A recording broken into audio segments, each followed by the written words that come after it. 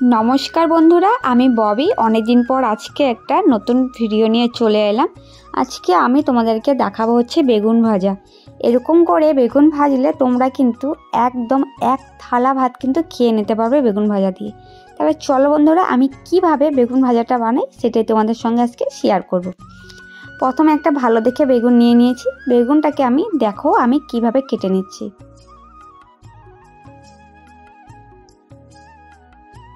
তোমরা চাইলে গোল গোল করেও কাটতে পারো, আর যেহেতু বেগুনটা একটু লম্বা ধরনের ছিল তাই আমি এরকম করে কাটলাম। আর যদি মোটা ধরনের বেগুন হয় তাহলে তোমরা কিন্তু গোল গোল করে কাটতে পারো।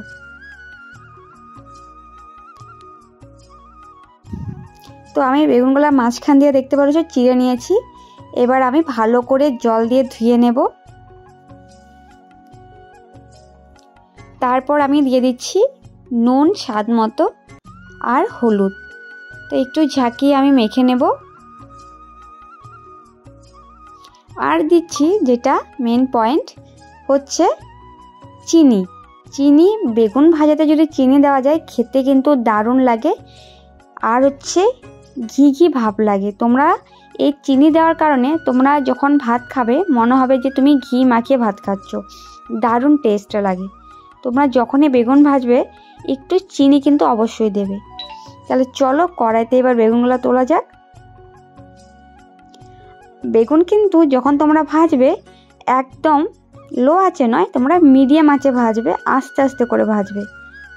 আর একটু পরপরই কিন্তু উল্টাতে হবে, পাল্টাতে হবে, নাহলে কিন্তু একদিকে ভাজা হয়ে যাবে আর একদিকে ভাজাই হবে না।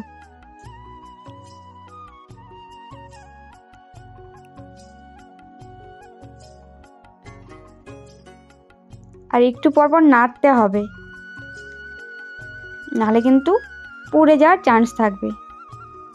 আর উল্টে পাল্টে করে ভেজে নেওয়ার পর তোমরা খুন্তি দিয়ে বা হাতা দিয়ে যেটাই ব্যবহার করো না কেন অল্প অল্প করে, যেরকম আমি চেপে দিচ্ছি সেরকমভাবে কিন্তু হালকা করে চেপে দেবে। আর এই যে বেগুন ভাজার তেলটা বেরোচ্ছে, এই বেগুন ভাজার তেলটা দিয়ে খেতে কিন্তু হ্যাপি লাগে ভাত। তোমরা কিন্তু এখানে অবশ্যই সরষের তেল ব্যবহার করবে, রিফাইন তেল কিন্তু একদমও ব্যবহার করবে না, কারণ বেগুন ভাজাতে সরষের তেলই মানে খেতে খুবই ভালো লাগে।